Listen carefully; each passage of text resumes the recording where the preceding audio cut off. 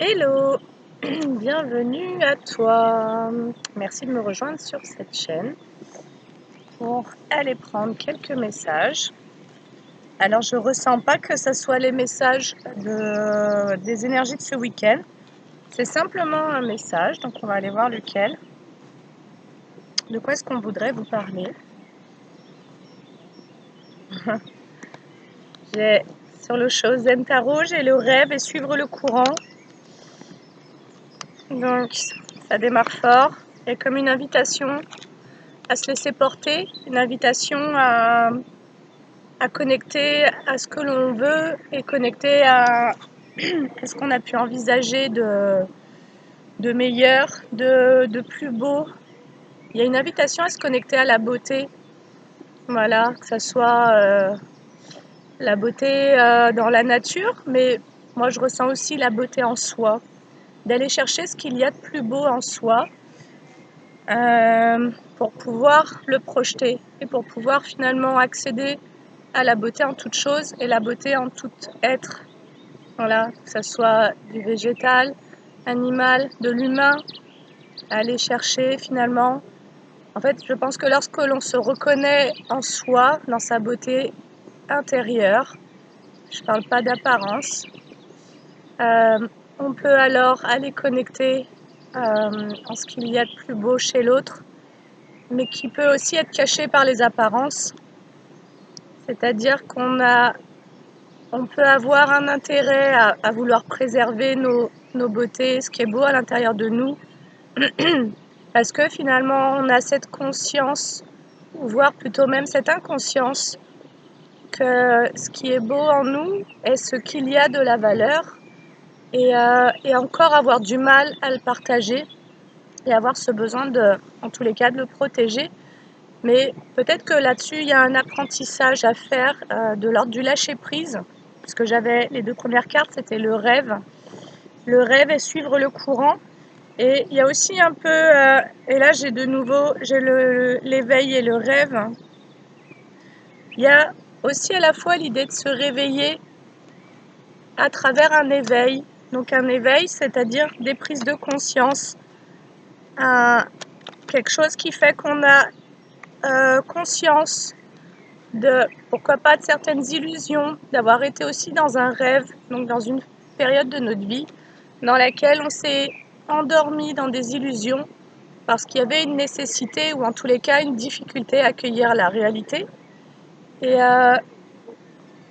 finalement, on est guidé sur ce parcours, ce cheminement, à accueillir la réalité, et voire même à ancrer nos rêves qui sont plutôt dans ce cas-là, ce à quoi on aspire de plus beau, à y ancrer dans la réalité, comme si finalement on devenait des êtres illimités, c'est-à-dire des êtres qui ont la capacité de projeter leurs rêves dans la réalité, parce qu'il y a comme une barrière qui s'effondre entre l'illusion et la réalité, et il y a pu y avoir un accueil du réel. Vous pouvez être en train d'accueillir certaines vérités qui sont, ça a pu être une phase chaotique, une phase difficile, mais c'est parce que vous n'êtes plus en rejet et en résistance avec la réalité de ce qui est, que vous allez vraiment pouvoir mettre en place des choses, voilà, matérialiser vos rêves finalement. En fait, vos rêves vont devenir réalité, c'est très joli. Mais par rapport à ça, vous êtes guidé parce qu'on vous invite à suivre le courant. Et donc, c'est à lâcher prise finalement sur ce sur quoi vous étiez en résistance, ce contre quoi vous étiez en résistance. Voilà, et là j'ai quoi? J'ai le rebelle. Et vous résistiez peut-être à votre propre percée, c'est-à-dire vous pouviez être en résistance contre vos propres prises de conscience, vos propres, voilà. Et j'ai le rebelle, la percée, la source, et j'ai l'attachement au passé qui est sorti en inversé, et là-dessus j'ai l'existence. Donc si c'est pas le mouvement dans lequel vous êtes, c'est le mouvement en tous les cas pour lequel la guidance vous invite, dans lequel la guidance vous invite à aller, c'est à être dans ce lâcher prise, c'est-à-dire l'acceptation de cette réalité finalement telle qu'elle est, pour aller l'embrasser avec tout ce qu'elle comporte, de confortable ou d'inconfortable, surtout dans l'inconfort. Et ça me fait vraiment penser au yoga, de trouver du confort dans l'inconfort. Et c'est là où finalement tout ce qui pouvait être opposé devient complémentaire. C'est là où on arrive à alchimiser nos dualités en unité, et tout ce contre quoi finalement on pouvait être en résistance, où on pouvait se battre, peut trouver comme un sens. Voilà, mais c'est le sens d'aller de l'avant en tous les cas. C'est à partir d'un constat finalement de ce qui peut être difficile au quotidien, et donc d'une acceptation de ces états-là, de plus se berner d'illusions par rapport à ce qui vous fait du bien ou pas, que vous allez pouvoir prendre des décisions, faire des choix conscients, et en tous les cas sortir de ce passé. Voilà, j'ai l'attachement au passé qui est sorti en inversé, et juste derrière j'ai l'existence pour entrer dans votre propre existence, parce que finalement, en restant attaché à des énergies du passé, vous étiez peut-être aussi attaché à des illusions. Voilà, et il y a pu y avoir une difficulté à accueillir ces illusions, c'est-à-dire vous avez pu vous accrocher à certaines situations parce qu'il y avait des croyances finalement inconscientes qui étaient à l'œuvre et qui appartenaient à des conditionnements familiaux. Et là, il y a comme un choix en tous les cas qui est fait, qui est celui de briser les chaînes qui vous attachaient à ce passé pour faire cette percée. Mais cette percée, finalement, c'est un peu briser ses propres illusions, c'est-à-dire entrer peut-être en amour avec une réalité et accepter que cette réalité, elle puisse avoir des côtés lumineux et aussi des côtés sombres. Et finalement, ce sont ces côtés sombres qui ont besoin d'être baignés dans votre propre source, dans votre propre amour. Et c'est peut-être même ce passé qui avait besoin de... En fait, c'est comme s'il y avait une part de vous qui ne voulait pas accueillir l'instant présent et qui du coup n'arrivait pas à faire cette percée. Et il y a eu besoin de faire appel à des ressources, à des forces intérieures pour pouvoir retrouver son propre chemin et sa propre existence. Et ça viendrait me parler de bifurcation, voilà, parce que du coup on n'était pas sur le bon chemin, vous n'étiez pas sur le bon chemin. Et là, vous étiez sur un chemin qui vous maintenait dans des énergies passées finalement. Et il y a comme une compréhension, une rébellion par rapport à ces choses-là. Et voilà, je parlais de constat, le constat que ah, c'est trop beau, je l'ai laissé retourner. J'ai 6 cartes qui sont sorties, celle-ci je l'ai laissée retourner. C'est l'innocence et la sagesse avec ce vieux monsieur, ce vieux sage. En fait, le constat, c'est celui de votre innocence, c'est-à-dire que vous avez pu vous maintenir dans des situations parce qu'au fond de vous, il y avait comme un sentiment de culpabilité et donc une sorte d'auto-sabotage ou de punition. Le fait de s'auto-persécuter en restant en tous les cas dans des situations que l'on s'inflige à soi-même par culpabilité. Voilà, et c'est une culpabilité à entrer sur son propre chemin. Donc c'est une culpabilité envers des loyautés familiales inconscientes, un karma familial, et ça on en a parlé dans plusieurs autres vidéos. Donc là vous prenez le chemin de l'existence parce que vous reconnectez avec votre innocence. Vous comprenez que finalement tout ce qui est de l'ordre de la blessure, de la souffrance, que vous la soyez infligée à vous-même ou que ça soit de l'extérieur, ce n'est que de l'inconscience, parce que par essence nous sommes amour. Par essence, nous vibrons cet amour, c'est ce que nous vibrons quand nous naissons, quand nous venons au monde. Et après, nous devenons des êtres conditionnés. Conditionnés à répondre à des exigences, à des conditionnements de tout ordre. Voilà, c'est-à-dire que finalement, tout est fait, que ce soit au sein de la famille, du scolaire ou à tout autre type de ressemblement social, quelque part pour amener l'être humain dans une forme d'abnégation de lui-même, dans lequel en tous les cas on ne vient pas enrichir sa lumière, ou en tous les cas on ne vient pas forcément, et c'est pas forcément conscient, mais le motiver pour qu'il s'élève, parce que il peut y avoir aussi, c'est-à-dire que face à ce qui peut être porté en lumière, on peut avoir des réactions de peur et ne pas reconnaître ces énergies-là et les voir finalement comme une menace parce qu'on est dans notre ego et que ça nous demanderait de nous dépasser que d'accepter de voir que d'autres personnes ont pu faire ce chemin ou ont pu, en tous les cas, sont dans cette lumière-là, dans cette pleine abondance, déjà dans leur authenticité et dans leur cheminement, dans leur vie de manière générale. Et finalement, ça vient comme confronter l'ego à tout ce à quoi il s'accroche en termes de zone de confort. Et à ce moment-là, on va pointer du doigt, on va vouloir pointer du doigt les personnes qui, en tous les cas, entreprennent ce chemin-là parce que c'est confrontant en fait, et qu'à un moment donné, on ne veut pas se confronter à sa propre stagnation ou à un propre sentiment de stagnation ou à, en tous les cas, quelque chose qui serait de l'ordre d'un besoin d'évolution. Alors, un instant. Alors, du coup, on était sur se rebeller, briser ses chaînes pour pouvoir percer une forme d'illusion et en tous les cas se diriger vers des choses qui soient de l'ordre de la conscience et de la lumière. Et pour moi, l'amour est de la lumière et la lumière est de l'amour finalement. Voilà, quelque part, quand on a peur de la lumière, voire de sa propre lumière, on a peur de s'aimer soi-même et on peut avoir peur de l'amour de manière générale, mais ça, c'est pas forcément conscient. Et ce qui permet en tous les cas de se reconnecter à sa propre existence, c'est de se détacher de ce passé, parce qu'il y a une révolte, voilà, il y a une rébellion contre certains schémas répétitifs dans lesquels vous avez pu être et vous étiez dans ces schémas-là parce que finalement, inconsciemment, vous vous sentiez coupable de quelque chose. Donc vous vous mainteniez dans des états involutifs ou souffrants. Sachant que quand on n'évolue pas, je pense qu'au bout d'un moment, on est en souffrance.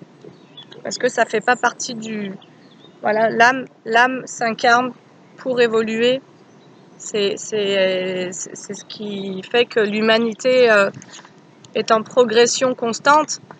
Et après, ça peut être discuté aussi, hein, d'ailleurs, cette évolution, justement parce qu'il y a peut-être beaucoup d'inconscience et que finalement, ce qui porte cette évolution, ce sont parfois des valeurs très égotiques et en tous les cas, qui génèrent de la souffrance, qui génèrent des inégalités, qui génèrent de l'exclusion, qui génèrent de la séparation, mais pas qui sont orientées vers des alliances, des choses saines en fait. Voilà.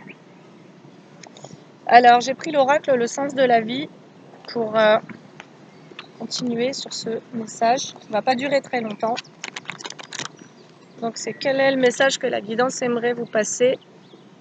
C'est que pour moi là il y a une fin posée sur les notions de culpabilité, ce qui vous permet de vous autoriser en tous les cas à prendre une direction pour vous faire du bien. Voilà.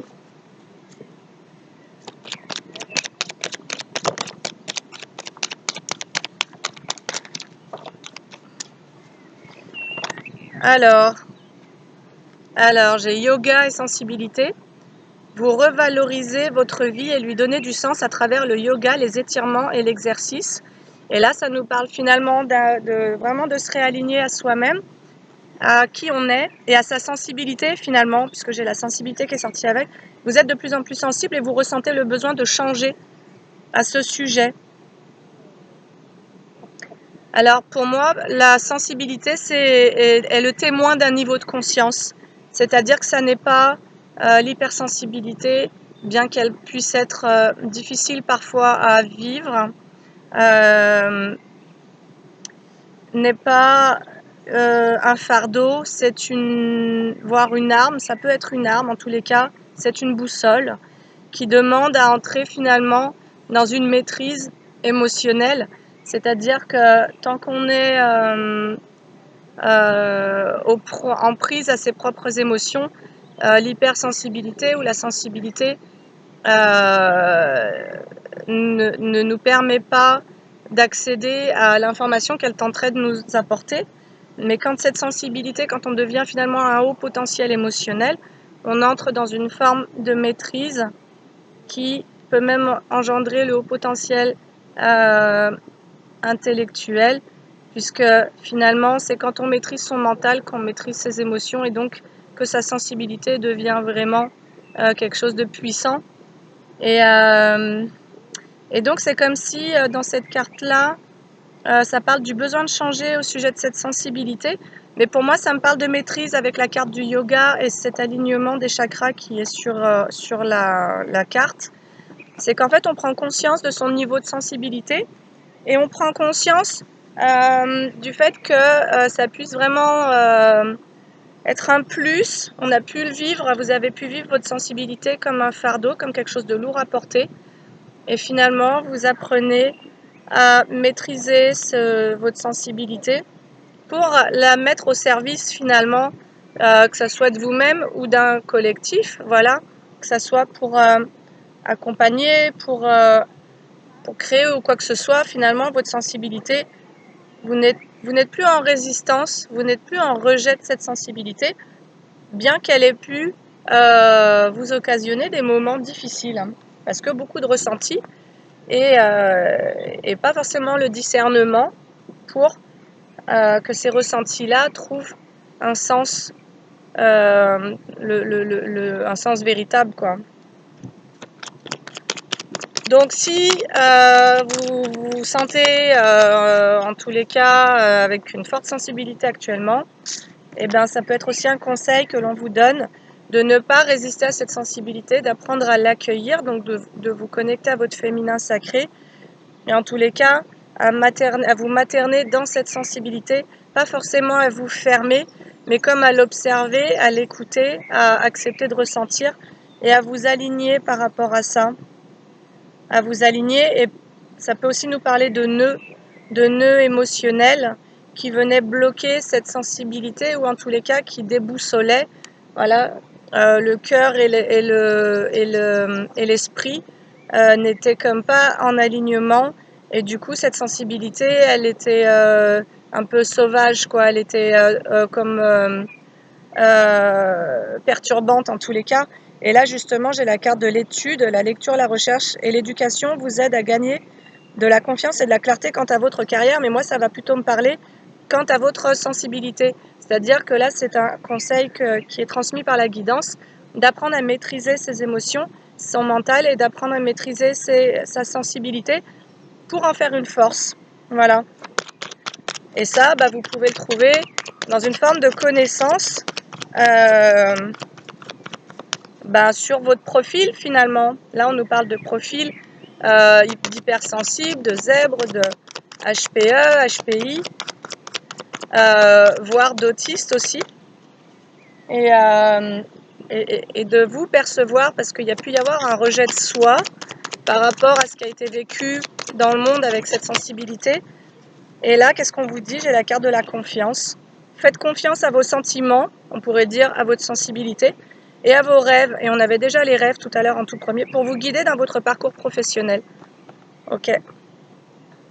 Donc là, finalement, en reconnectant à cette sensibilité et en faisant une force, vous allez comme faire des bons choix. Fleurs. Travaillez avec les fleurs ouvrent votre cœur et apportent des bienfaits et du sens à votre vie.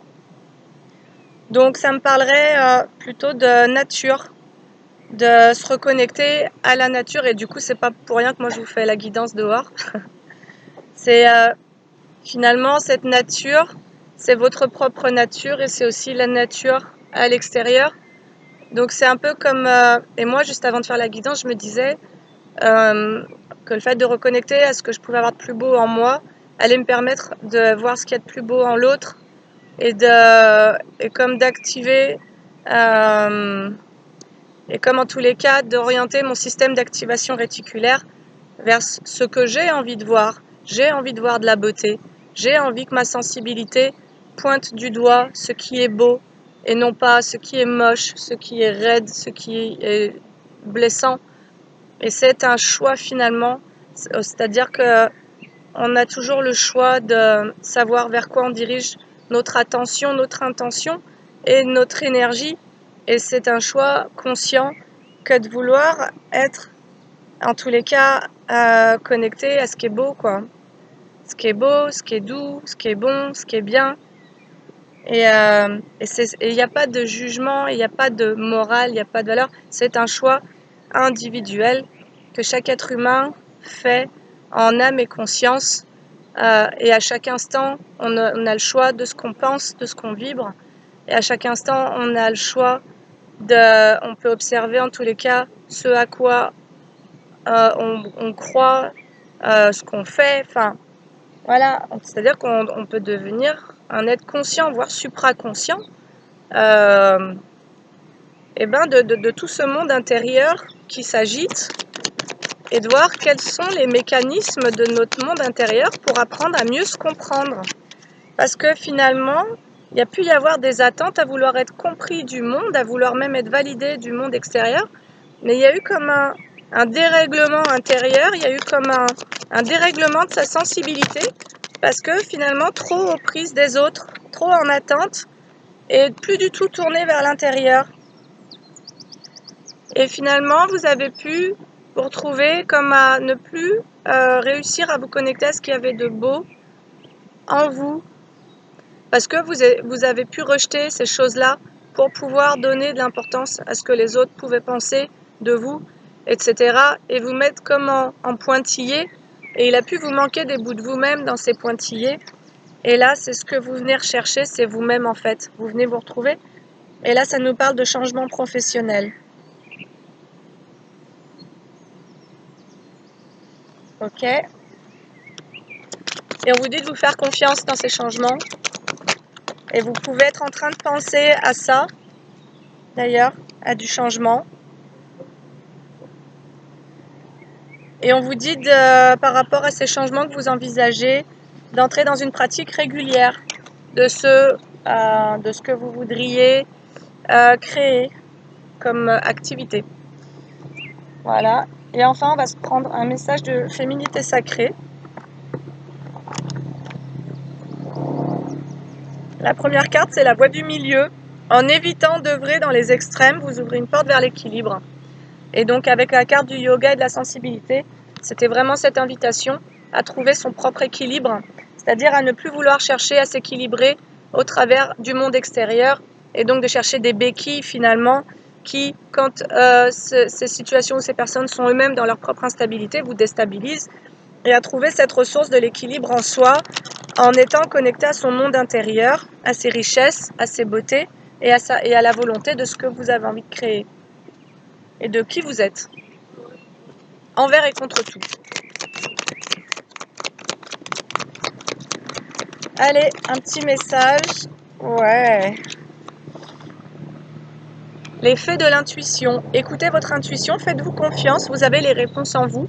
Donc encore une fois, il y a un appel à aller écouter votre émotionnel, à aller vous connecter dans ce silence intérieur, parce que vous avez des choses vous avez de l'information à aller récupérer, et cette information, vous allez la trouver au travers d'une accalmie émotionnelle, d'une accalmie du mental et d'un apaisement général, et donc de ce réalignement cœur-esprit. Parce que là, l'autre carte, c'est les fourberies de l'ego. De quoi vous protégez-vous? Suivez les conseils de votre cœur. Encore une fois, on vous conseille d'écouter le cœur et pas les peurs, parce que là, on nous parle de se protéger. Et là-dessus, on vous dit que c'est votre mental qui vous mène en bateau. C'est votre mental qui mène la barque. Parce que votre mental, il peut aussi vouloir comme chercher à protéger cette sensibilité. Et c'est comme si en vous, il y avait besoin d'aller rassurer cet enfant qui a pu se sentir malmené parce que trop sensible, très sensible, dans un monde qui ne l'accueillait pas avec cette sensibilité. Et finalement, vous avez pu vouloir comme cacher cette sensibilité et avoir du mal à la maîtriser, avoir du mal à la mettre au service de ce qui est bon pour vous. Et il y a comme tout un réapprentissage, c'est pour ça qu'on avait la carte de l'étude. C'est-à-dire d'apprendre à vous étudier vous-même, à vous dompter, à dompter vos peurs, à dompter votre mental. Voilà, parce que chez les hypersensibles, le mental est très très fort, puisque le mental, c'est lui qui prend le relais quand la sensibilité devient trop forte. On va monter dans sa tête plutôt que d'aller ressentir. Et donc il y a vraiment ce truc de se réancrer à la terre, de se réancrer à son corps, de recréer le lien entre le corps et la terre, et tout ce qu'il y a de plus beau autour de vous, pour appréhender cette sensibilité autrement. Et parce que finalement, vous allez voir que cette sensibilité, elle a plein de choses à vous apporter. Et par contre, avec les énergies actuelles, effectivement, vous avez pu monter en sensibilité. Et du coup, il y a comme toute une période, et pour moi, elle a duré un certain temps, parce qu'il y a eu beaucoup de chamboulements. Mais et du coup, parfois les gens peuvent croire que vous êtes complètement zinzin, mais non, vous devenez juste de plus en plus conscient dans un monde assez inconscient.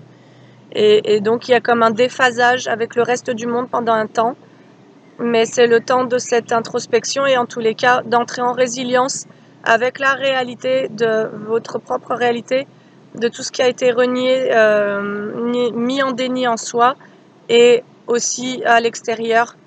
Et finalement, il y a vraiment toute une phase de résilience, parce que quand on devient de plus en plus conscient, il y a aussi une phase de conflit intérieur, c'est-à-dire que le cœur cherche à grandir, mais dans le réel, voilà, le cœur n'est plus connecté au mensonge ou au déni, donc à l'inconscient.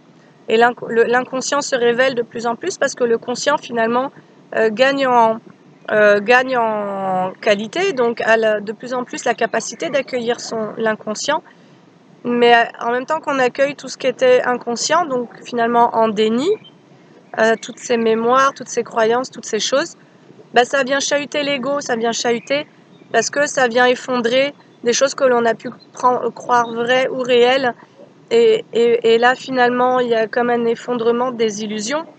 Et parfois c'est très blessant parce que ça a pu durer très longtemps. On a pu se mentir à soi-même sur qui l'on est ou qui sont les autres pendant plus de 40 ans, selon l'âge que vous avez. Et effectivement, ça demande vraiment d'ouvrir son cœur, de garder le cœur ouvert pendant toute cette période-là, pour aller guérir ses propres conflits et en tous les cas chercher de l'apaisement, y compris dans le monde, et donc se diriger vers ce qui va vous accueillir et être nourrissant en réciprocité, toujours dans cet équilibre dont nous parlaient les cartes aussi. Voilà. Et sur ce, j'espère que cette guidance vous aura servi et je vous souhaite une belle journée. À bientôt. Salut.